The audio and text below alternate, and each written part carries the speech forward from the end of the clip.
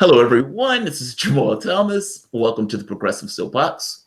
Guys, I have with me an amazing guest today who was nice enough to come on to the show to not necessarily premiere. I think you've talked about it other places, but at the very least, talk to my audience about something that I find to be dramatically disconcerting and problematic. That's to put it as an understatement. Jordan Chariton is here to give us a heads up of what's taking place in Flint, Michigan, 5 years after it was exposed that they were allowing their citizens to drink water contaminated with lead. So, Jordan, welcome to the show. Hey, thanks for having me.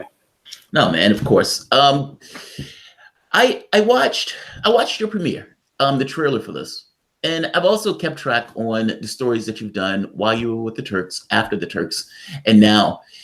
This is somewhat of a disconcerting story because this is one of those things of journalism with real world consequences. There are people in our community that are drinking water contaminated with the lead and God knows what else. And that doesn't seem to be a big deal from the mainstream media standpoint. What is going on with the story? And I can show this premiere if you want, meaning I can show the trailer for this just so the audience can see what I'm talking about. Sure. If you want me to do that. Okay. So let me show the trailer for this. Let me flip over and we'll come back afterwards. Let's see, application window, screen 2, yes. And share, present to everyone. Here we are, good. All right, so let's watch. This is Jordan's, I guess you can call it premiere or a trailer for his new documentary that's coming up on Flint, Michigan. When the water changed color to brown and orange, your administration said the water was safe. When people reported rashes, hair loss, odor, and even sewage, your administration said the water was safe. When Legionnaire's disease began to infect and later kill numerous citizens, your administration said the water was safe.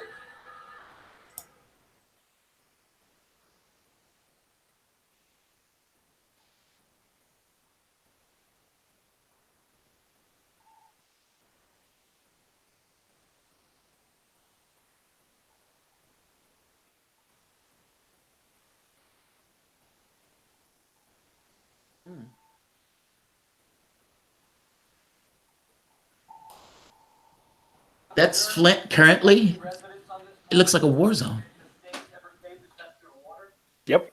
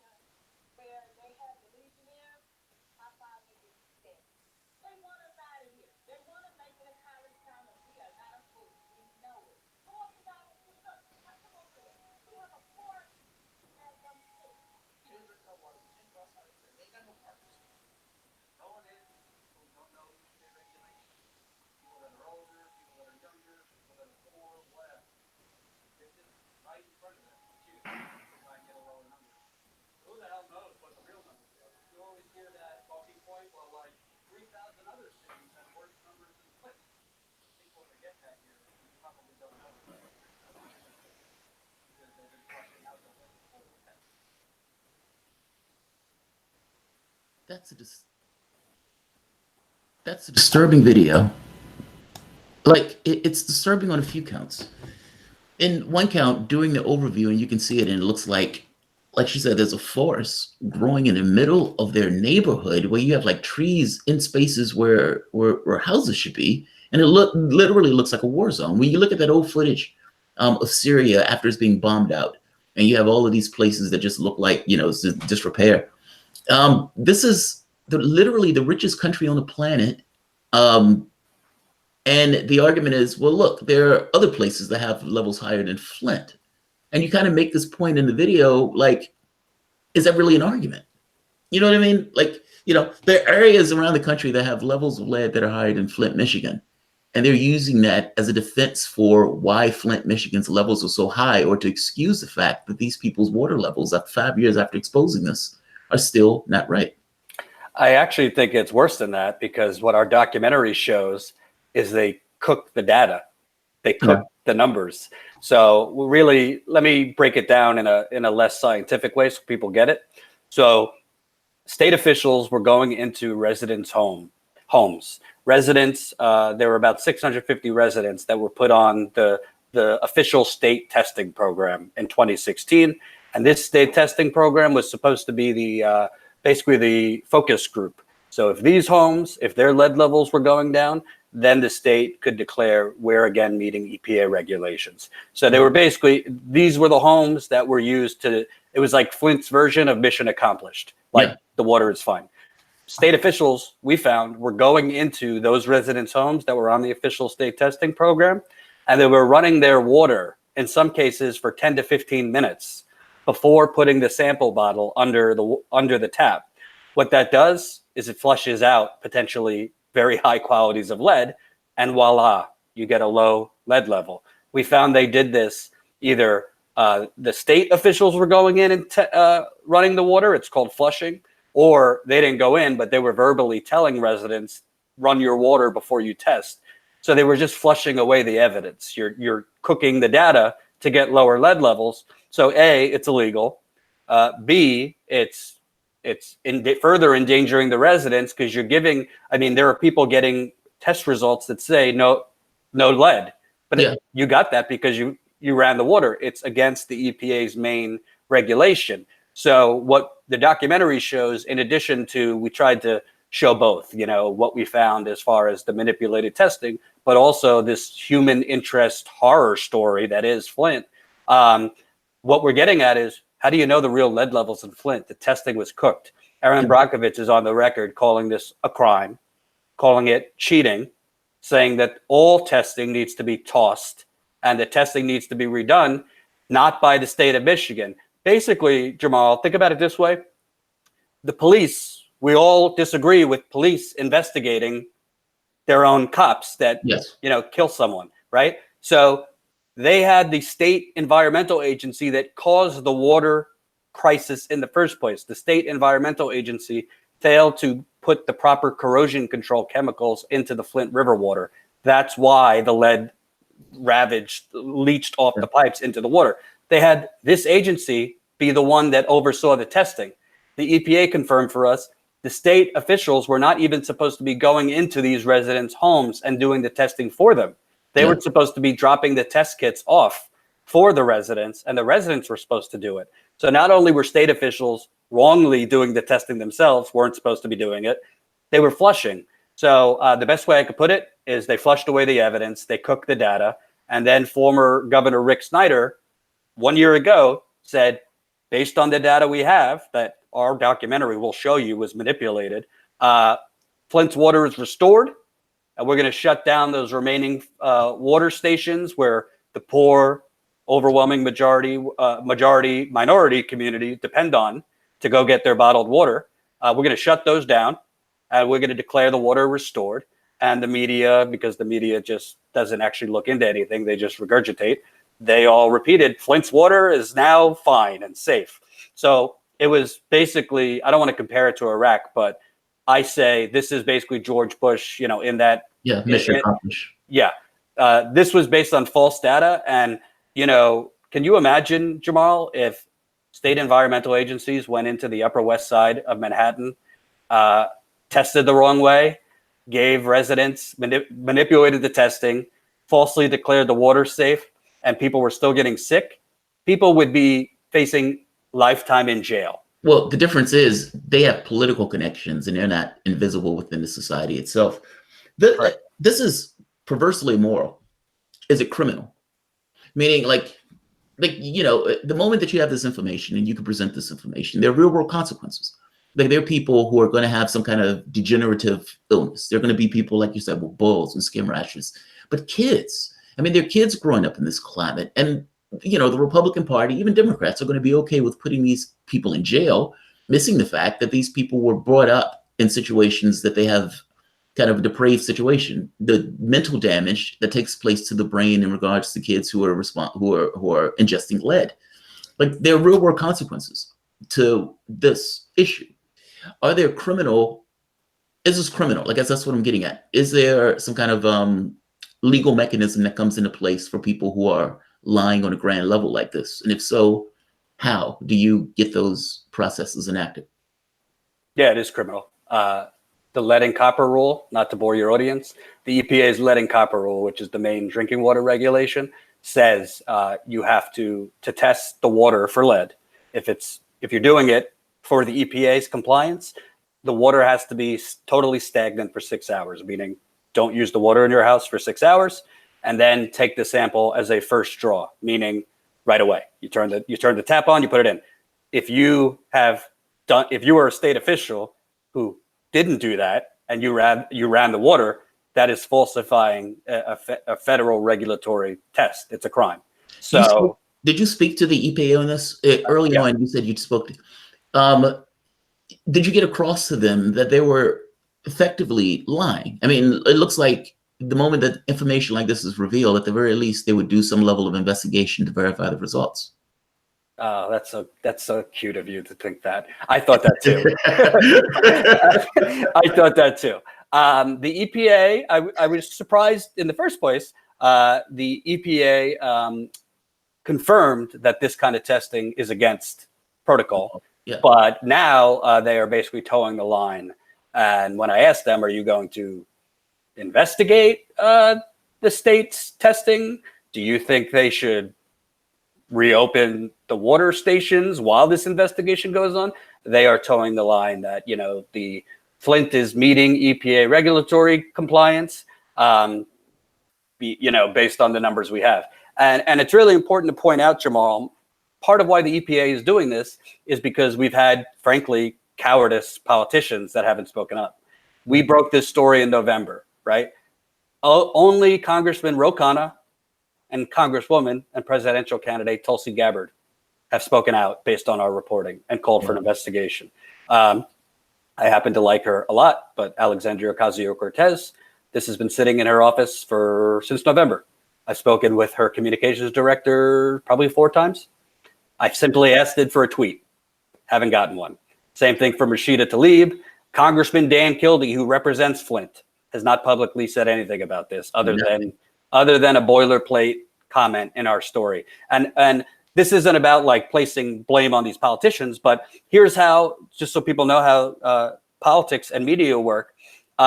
Media coverage, the media doesn't really want to go out on a whim and cover something unless it's safe to, meaning, oh, politicians are speaking out against it, or, you know, people are already in an uproar. Yeah. So that's why we were trying to get Jen, my partner who helped me break this story, she was there with me knocking on all these doors. I mean, we must have sent it probably to every sitting member of the House of Representatives and the Senate. And maybe it's because we're not the New York Times and we're a small level startup. Maybe it's because, you know, they're all very focused on the real national emergency, which is Russian Facebook pages. Maybe, who knows? Everybody's focused on whatever their hot issue is, but the EPA is doing nothing. The state environmental agency, Jamarl, and the governor, he's now the former governor, Rick Snyder, you know what their response was to what we found? Not knocking down our reporting, not saying we're lying, not disputing anything. They said the residents are confused. Wow. They're confused about their water or about their injuries or their illnesses? They're confused as to what kind of testing went on, and meaning they're confused with the residents telling us that state officials came into their home and ran their water first before testing. So you'd have to really be imagining that. You'd have to believe all of them would have to believe that. Like all of them would have to, like that doesn't make sense. All of them would have had said the same thing and would have had to somehow work with each other or talk to each other, or they're trying to insinuate that you told them to say that. In either case, you know, that's You're essentially saying the residents doesn't have any agency in this process. That's nonsense. It's called blaming the victim, in my opinion. And your viewers will see from the documentary, we're premiering it Tuesday for everybody, April 23rd, but you could get it tomorrow as a status quo member. So really, in this documentary, I mean, it's overwhelming.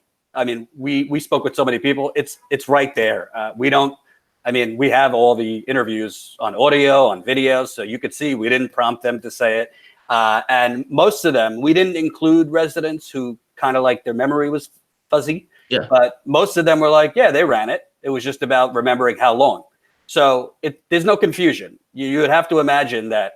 You'd have to believe that residents, all of them just believe like ghosts came into their home and ran their water. And the problem is when corrupt people, meaning the environment, because it's not just Flint. I mean, there's been environmental agencies caught rigging testing and artificially lowering numbers, tossing out high tests. They did this in Detroit. They've done this in Philadelphia, whatever, because it's within their motivation to get lower numbers, because if they get lower numbers, then there's no action that needs to be taken. Yeah, if you are above the EPA's action level, which is 15 parts per billion for lead, then there's remediation efforts, which cost money. And obviously it's all about the money. So really what it comes down to is, where is Chairman Elijah Cummings on this, right? He's done things on Flint. You know what his press secretary, in fairness to Cummings, he didn't say this, his press secretary said it to me. When I sent this to him, he says, yeah, we'll do some social media on this when the time is right. When the time is right. Did you get this to other media organizations like MSNBC? They pretend, they're supposedly the liberal network. They're supposed to care about stuff like this. Or I know Fox is not going to care. Or the Young Turks or Democracy Now!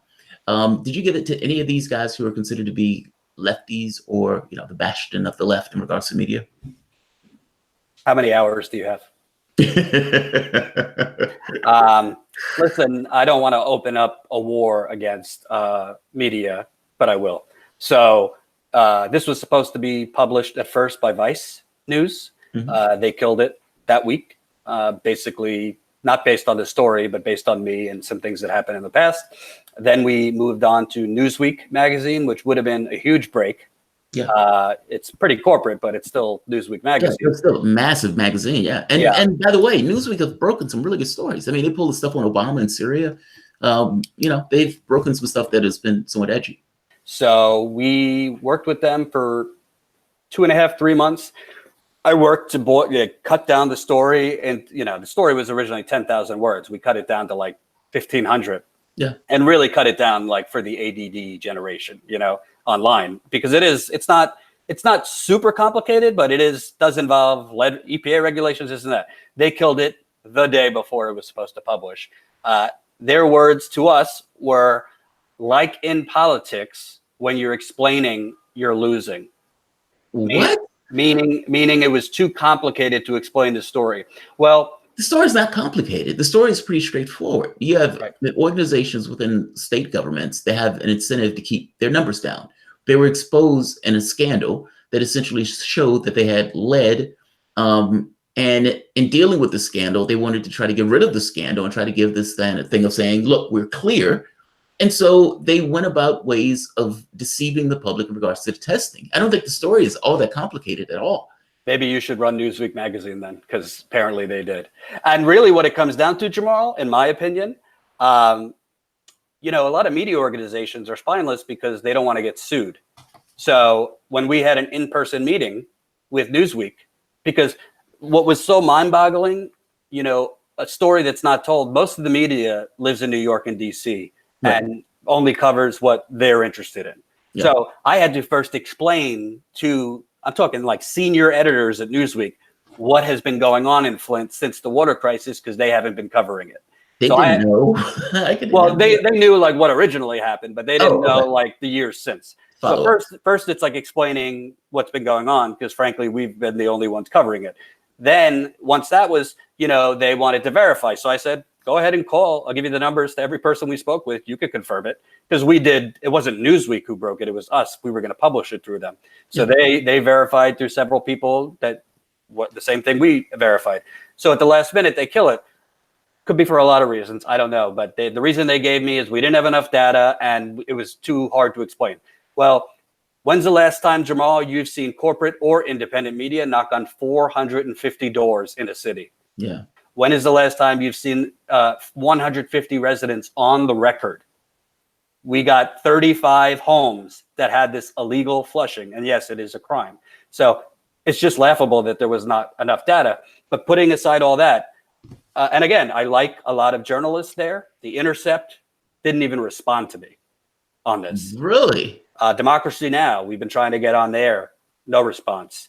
That seems like it would be up their alley. Yeah. In fairness, didn't send it to the Young Turks. So I don't know if they've covered it, but left them out. Well, they covered it when you were there. Right. Only when you were there. Right. And honestly, not not out of bitterness. I just don't think they'll cover it. We've sent it to, Mother Jones passed. Daily Beast I met with in person. Originally they were interested, then they passed. I mean, it's mind-boggling. And the only thing I can think of, Jamarl, is this is the danger. People don't realize this because they don't work in media. This is the danger when the, quote, mainstream journalists are fixated on a revenue-generated, clicks-generating conspiracy theory and new Cold War reenactment.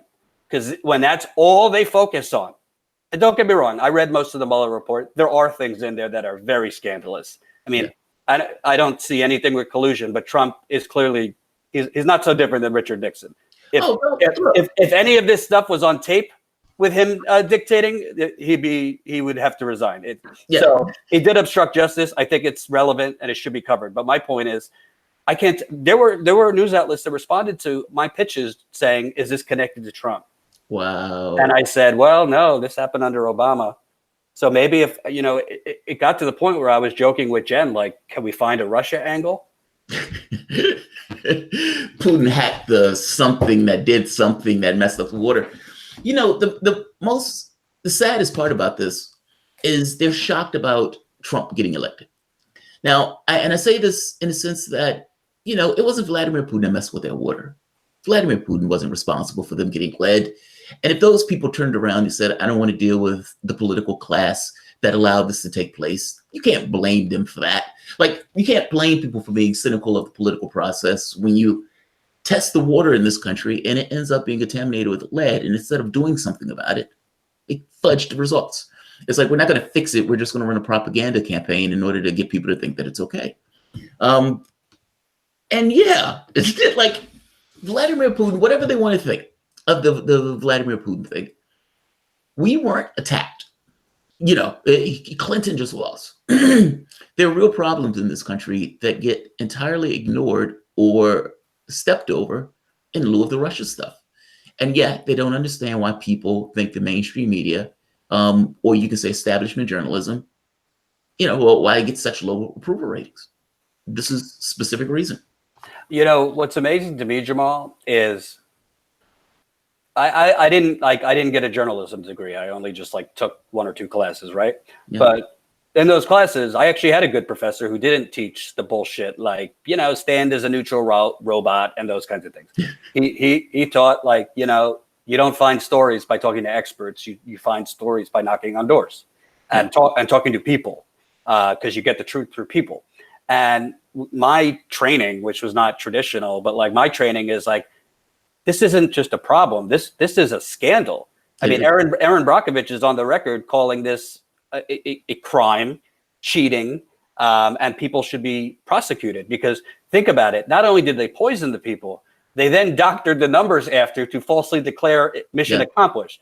I mean, in any normal media environment, if not leading news, this would be big news. Scandal, yeah. The people are being poisoned in Flint, Michigan. That's a big deal. That's not a minor story. Right. And it's being covered up after. But it was it was harder than pulling teeth to get media to pay attention to this. And I always had a pit in my stomach because with Newsweek, for example, it was supposed to be published in September in their magazine of last year. Then it got bumped because of the Kavanaugh hearings that were going on and all that. And I kind of understood that. It was a big story. I understand the media covering it. It definitely had major consequences for not just Me Too, but the Supreme Court and things like that. But it kept getting bumped back, and then it gets passed from one editor to another. We were literally dealing. She was a nice woman, but they gave us an editor. They gave us an editor to deal with that had just graduated college like 6 months before that. It was just a crazy process. But I think the most alarming thing is, how do you stop corruption if the corrupt know the media is not going to cover it? Yeah. I mean, status quo is growing, thank God, and thanks to the subscribers and everybody who became a member. But we're not the New York Times yet, so politicians might be held more accountable when higher profile outlets challenge them. And it's not to say, like, listen, we did get 2 members of Congress to call for an investigation. I should tell your audience that in February, I met with officials at the Attorney General's office of Michigan. So the story's not done. Like, I can't really get into details about it, but there's things being done. But so the story's not done, but really the horrifying part is when you get the goods, like when journalists actually break something big and show corruption. And nobody cares. People care, but there's no accountability. Normally, if you break something big, other media pick it up and it becomes a bigger thing, and then there's follow-ups. But in this case, because everybody was focused on the midterms, everybody's been focused on Russia, everybody's responding to Trump's tweets, tweets, farts, whatever. It all gets drowned out, and it's not just Flint. I mean, there's a lot of other Flints going on, whether it's about the water, whether it's about police brutality, whether it's about gentrification, all these things the status quo covers, and it doesn't get any attention. And that's the horrifying part, because you can't have a real democracy if government officials can be corrupt and there's not a media to hold them accountable. And right now we have a media that has bumper stickers about holding the powerful accountable, but are in the same breath owned by multi-billion-dollar corporate conglomerates that are all in on the racket. So that's the scary part. Also, they're utterly detached from the real issues that people deal with. It's like that story should have been a blockbuster story. And the fact that it's not a blockbuster story is kind of disturbing, because you then get into this thing of what else is somewhat of a blockbuster story that somebody might have uncovered. What else is going on that's somewhat of a travesty of justice, and nobody does anything about it. And when I say not care, there are people who care. I mean, clearly we're doing a story, and there are people who in the community who care, but we're getting to this thing of accountability, meaning people need to be in a certain position of authority to care. And they need to be able to raise this to a level of, wait a minute, maybe we should check this over again. I mean, keep in mind, they did an investigation on Donald Trump for 3 years, and comes out, okay, we found no collusion with Russia, even though, he's corrupt. But what allowed that to be initiated was little to nothing. We're talking about essentially a political hack job. They spent 3 years investigating that. I guess my point is this. You have evidence where you talk to hundreds of people showing that something that they said was mission accomplished wasn't mission accomplished, and that there are people who are being put in horrible situations medically for what they're trying to say was done correctly. That's a big deal. That's a big deal. It's like, how do you spend all this time on something that was complete conspiracy theory, while something that is not a conspiracy theory and that's verifiable and provable just gets kind of with a, that's interesting. Well, I also think, and again, it's not going to make me any partnerships or friends in our sandbox, as you like to call it, but independent media plays a role. I love Glenn Greenwald, love Jeremy Scahill, love Lee Fang, a lot of great people at The Intercept. But it's really, there's no excuse for them not covering this. The same goes for Democracy Now!, others. I have no idea why. Maybe it's about me. I don't really know. But at the end of the day, like, independent media, it's almost like, checks and balances, right? Independent media is there to check corporate media, to expose what corporate media is not covering, this and that. So if independent media is kind of getting lost in the Russia stuff or Trump 24/7, I mean, we could walk and chew gum at the same time. You could cover Trump, cover Russia. I mean, trust me, Intercept, Democracy Now!, these places, they got a lot more money than status quo does. So it's we all need to lift each other up. So we need to magnify if somebody breaks something big. We all need to lift it up, because that's how you create accountability. That's how you get the masses woken up. And, if I break something, I could go on Jimmy Dore's show and get it to a bigger audience than mine right now. And then his audience, things happen as a result. So it's unfortunate for whatever reason that independent media has not covered this, not only what I broke and what Jen and I broke, but there's been no follow-ups on Flint.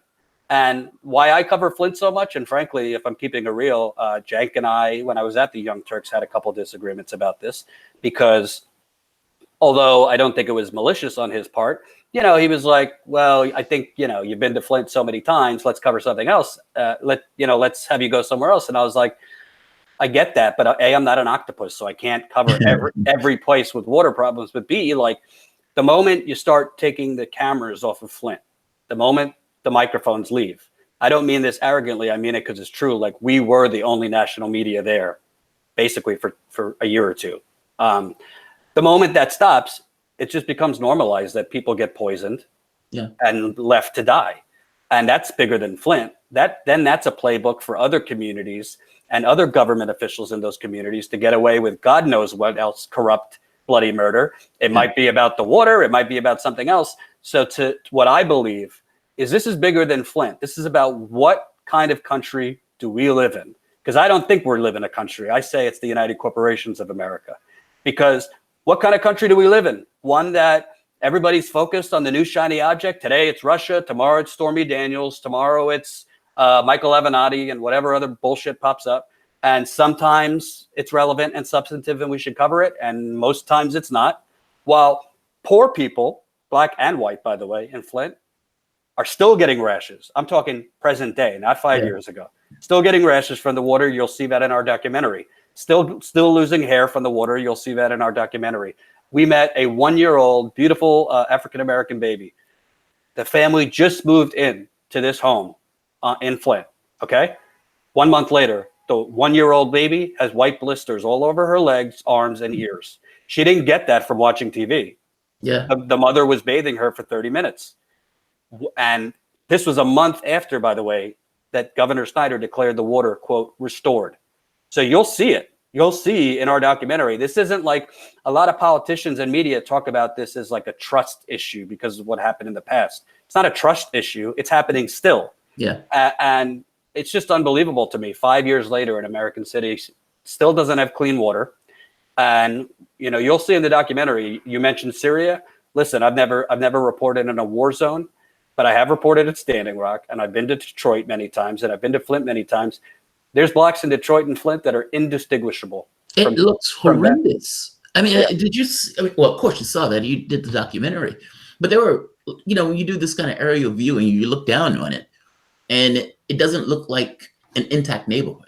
You know what I mean? Like they're you have a forest growing in the middle of the neighborhood. It's the most bizarre thing in the world, and you use this within the context of a nation of billionaires. Like you have, like this conversation seems so bizarre to me that Amazon pays no taxes. You know what I mean? And compared to communities like this, Flint is not the only community that's like this. I remember, if I'm not mistaken, a water test was done in Chicago by Rahm Emanuel, and it comes up dirty. And again, they bury it. He only did the test because he thought that the water was going to be okay. It is very possible that Flint is not the only Flint in the United States, and I'm more inclined to believe that it's probably more prevalent than I think we realize. And that is more, I can assure you, not that it's possible that it is. Yeah. Because other environmental agencies, and it's not just environmental agencies. You're talking about the CDC. You're talking about the Department of Health and Human Services. They game the system. Yeah. Sometimes it's flushing water. Other times it's throwing. We found one home, which is just amazing to me. We went and talked to this guy. The state had come in. They had ran his water like the other homes. They didn't send him test paperwork results, which they're supposed to. Somebody came back and told him his levels, and they were very high. They were like in the 600s for lead. The normal level, quote unquote, normal level is 15. Okay. Oh, geez. Yeah. Wow. When we typed in his address on the online state testing map, they had a website where you could type in an address, see when it was tested for lead, what the last levels were. It says never tested. They were throwing out high High tests. numbers. Yeah. Yeah, and they've done this. They've been caught doing this in Detroit. They did this. Philadelphia has done this. Other communities have done this. And at the end of it, forget the testing, because I think people get numb because it's, you know, it's a scientific term. They're flushing away evidence of poisonous chemicals in your water. Well, that's what I was going to say. It's not the science of it. The science of it is relevant, but what matters more so is the real world consequences on the human beings that's drinking or bathing in that water, and it's significant. Like it's not you know, it's not just people getting boils. It's also, what do people look like? I mean, there are kids who are in that community. Those kids are going to grow up drinking that water. There are negative consequences to human beings, particularly kids, that are drinking water within brain development. And people, you know, that's going to have real world consequences in regards to what those people do in the larger community, because those people are at some point going to be part of a larger community. It's not the science. I guess I'm getting your point is, it's not the science. It's real world phenomena, real world human beings that are being dramatically injured by what is allowed to take place. I could tell you what it looks like, and you'll see it in the documentary. I spoke with a young, I think he was 5 at the time, African-American boy. He started reciting the alphabet. He stopped after F. His mother said he used to know the whole thing. Mm-hmm. Same thing with numbers. Used to know up to like 30, I think. Stopped at like 14. You have, there's one mother in particular that I'm still in contact with. She's 37. I don't mean this in a negative way. She looks much older now because of the lead. The muscle pain she has is unbearable. I left my laptop at her house after an interview, so we had to go back later in the evening to get it. She opened the door. She was having heart palpitations. I thought she was having a heart attack. I said, "Do you need to go to the hospital?" She's like, "No, this just happens." Lead, and by the way, a misnomer. It's not just lead that was in that water. There was bacterial issues. There was other cancer-causing chemicals, but lead was the national headline. But there were other things. But lead and these other chemicals ravages your immune system, ravages your nervous system, ravages your cognitive system. And with the cognitive, it doesn't just show up right away. The effects get worse and worse. You want to talk about crime and crime in cities like Flint. Lead causes severe behavioral issues. So you have a lot of children that have been starting to get suspended from school. They used to be fine. So, and one woman, which I'm still in contact with, I want to be clear, I'm not a doctor. I can't say definitively X caused Y, but she never had a health problem in her life other than, like, you know, here and there a cold. She drinks the water there because for 18 months, were saying the water's fine.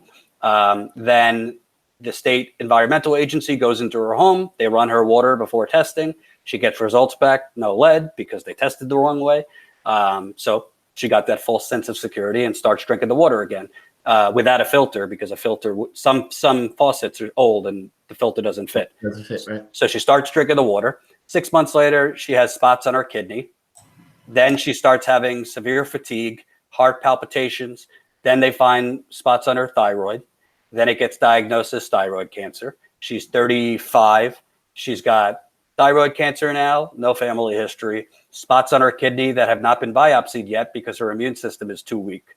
So we don't know if the cancer started in her kidney, went to her thyroid, but this is happening out in daylight. And one thing I'll tell you also, I just want to reiterate, Jen Dyes, who's the president of Status Quo, broke the story with me. We were knocking on doors all through the summer and some of fall. I can't tell you how many times we knocked on doors and nobody was home. And we'd ask somebody that did answer, "Hey, do you know if the person is coming home later or if they're still there?" Oh, that person just died. Not like old people. Yeah, young. 40s, 50s. So there is literally an environmental, I don't want to call it cleansing, but catastrophe. I mean, it's what else do you call it? I mean, you can look at the neighborhood in and of itself to see there's somewhat of a problem. And I guess you drill further into it. And you made a good point early on. If this was Beverly Hills, I have a hard time believing this would be taking place. So if this was Beverly Hills, the National Guard would have been in probably a day. This would have never taken. I mean, the political clout in and of itself, meaning their ability to deal with politicians, it would have never been this thing of, I can't get anybody to answer. Shout out to Ro Khanna for being willing to step up on this, and Tulsi Gabbard. Mm-hmm. So shout out to that. Is there anything else? And by the way, I'm not trying to attack Ocasio-Cortez or others, but everybody needs to be held accountable, including me. If I'm not doing something right, I should be held accountable. So I know AOC is busy. I know Rashida Tlaib is busy, all these people, but we're not talking about I think people misunderstand sometimes. We are not talking about what happened 5 years ago. We're talking about a crime happening now. They're cooking the numbers, and residents, children, are still drinking that water in many cases because they can't afford to go buy bottled water case after case. So they're drinking that water because the state said it's good now. So people are still actively potentially getting sick based on manipulated testing. I don't know if the politicians we've sent it to have taken a minute to take a pause, read the story or whatever, but it's a crime. It's putting people in danger. And listen, I think that at the end of the day, the next Rick Snyder in another state is going to do the same thing if the current Rick Snyder is not held accountable for this. Politicians don't change their behavior. They're not more careful. They're not more just towards marginalized communities if all the other politicians got away with it. Because I want to be clear, it's not only Rick Snyder that caused this, but he was the governor of the state. He was still the governor when his environmental department was going into homes testing the wrong way. I have reason to believe his administration knew that his environmental agency was doing it, but that's not for me to decide. That's for legal officers to decide. But I will say this is happening out in the open. And unfortunately, we have a big problem, not just with diversity in politics, but diversity in media. And I don't just mean that based on race or gender. I'm talking about economic status. Yeah. Status quo, if we get the money, I want to hire more people that are not based in New York and DC. I want to hire people that are based in the Midwest, in the South, in other parts, in marginalized communities. I want to hire people that might not have classic journalistic training, but have classic real world, I don't mean this in a derogatory term, but the hood training and things like that. Because how do you hold people accountable? How do you get to the truth if our journalists are living in ivory towers? No, you're making a good point. I mean, look, all of us have a particular slice of America that we experience and we inhabit. And it is hard to pry into other realities from our own reality. So I get your point. It's how do you even know particular questions to ask if you don't even know that area is there? If your slice never encounters these other slices that never intersect, then how can you really deal with questions or get to the heart of something that's in these areas that you don't inhabit? No, I understand totally what you mean. I mean, I think Ilhan Omar is a real good example of this. There's a bipartisan consensus on issues of the United States relationship with Israel, and even for the standpoint of foreign policy. And you have somebody who they raise cultural diversity, and you have somebody who's diverse. She's, if I'm not mistaken, a refugee or something. And she has a particular point of view of America's foreign policy. Well, that's diversity. That's a difference in perspective than what's you would typically get. And you wouldn't necessarily get that perspective unless that person had lived that particular life. I know, I understand what you mean. Is there anything that I haven't asked you about this story or about the channel that you want to get across? And by the way, there's a super chat. Nestle is evil. Nestle is evil. Remember to go to fleshingflint.com after this. Fleshingflint.com is the website where you're exposing this. Good. Yeah, just, the documentary premieres for everyone April 23rd. So that's Tuesday. We're making it available a little bit earlier than that for our Status Quo members. So you could get it as a Status Quo member tomorrow. So fleshingflint.com. You could sign up to become a member for as low as $5 to $10 a month. Unfortunately, I am a socialist, but I do live in the capitalist society. So for non-members, there'll be a small rental or purchase fee because we do need to keep the lights on. But I want people to know that watch this documentary, not just to support status quo, but watch this documentary to see what kind of country you're really living in. Because I think people are going to be both horrified and at the end, hopefully uplifted. Because although this didn't make the waves it should have, it's not over because, again, we met with very high-ranking officials. We've been in communication with them since. We have reason to believe they're investigating it.